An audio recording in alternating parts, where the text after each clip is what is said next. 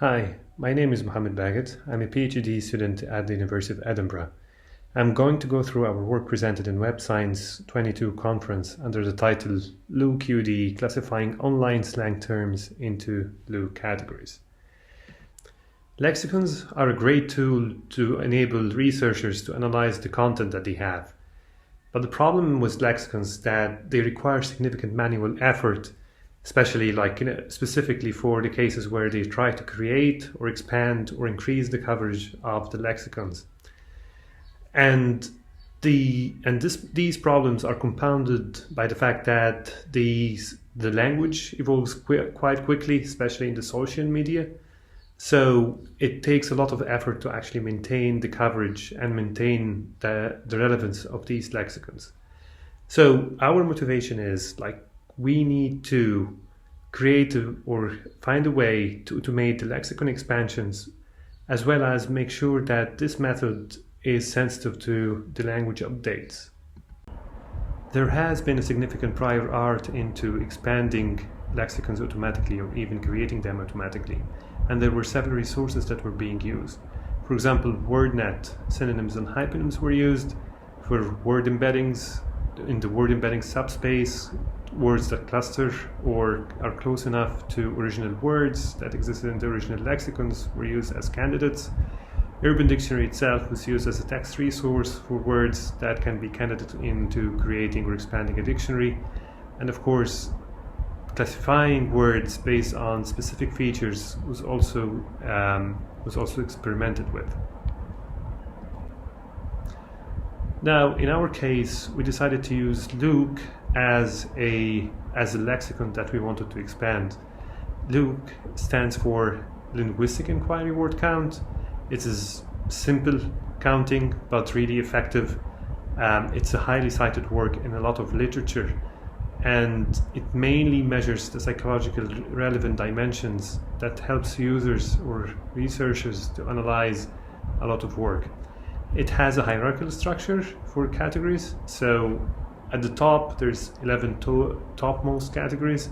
And then for each of these categories, there are subcategories, and there are multiple levels of categories. Matches in LIWC are based on either exact matches or wildcards, which increases coverage. The resource that we use to expand LIWC is Urban Dictionary. Urban Dictionary, unlike formal dictionaries, it's actually crowdsourced, so authors are able to add new definitions for terms that already existed in the language or new terms. Each definition would have a meaning and an example, and in some cases there were tags too. Definitions can be upvoted or downvoted by the users of the website, so that would indicate the quality of that definition as perceived by the community. The terms that are added in the dictionary can actually exist in the language, or they might be totally new ones. The reason that we decided to select Urban Dictionary is the fact that it's language sensitive. So it can follow, or it's close enough to follow the trends in social media and in the content that is published on the internet. For one example was Dino Babies, and that term was actually added at the same day the first time it was added, it appeared in the news. Looking closer at the Urban Dictionary content, there are terms that already exist in the language, like the word man, which has a definition that is close enough to how the word is being regularly used, but it also has a slang definition that is kind of new definition compared to the regular use for that word. There are entities, for example, Instagram or CNN or USA. There are also personal names that are not related to celebrities. For example, the word Jennifer or the name Jennifer exists with 173 definitions. There are also entries with other languages different other than English, like the word ho, which is a French word. Terms can have thousands of definitions, like the words love and emo. From another perspective, terms can have multiple words, so either one or two or more. And in all of these cases, the words are popular and they have lots of definitions and votes. In our work, we classify the terms into a category or a subcategory, So basically, we use the definitions in terms of the meaning and example, not the term itself, as our input features. We classify each term into one of the 9 root categories, and we've discarded 2. We have a hierarchical set of models. So the root model would classify an input word as belonging to one of the main categories that we're using. And then for each model that represents a category, we classify further the word into one of the subcategories in each of these categories. We use a strict matching in LIWC, so we discard all the wildcard matches to avoid noise, and we filter out stop words and names. We have 2 models. One is basically a simple one, and it counts the LIWC hits in the definition, and the other is actually based on BERT. The data that we had from Urban Dictionary to build our dataset ranges from posted September 1999 to December 2019. We started by creating the test set, so we maintained the same percentage per category as the overall data. We used the best definition, and we used the only definitions with likes more than dislikes. The test set for subcategories were taken from the superset, and the terms that were selected in the test set were exclusive to the test set, so any wildcard matches were actually discarded from the training set. To select our training set, we had 4 different methodologies, and all were based on the difference between the likes and dislikes. So top 1 scheme was basically based on selecting the best definition for each term.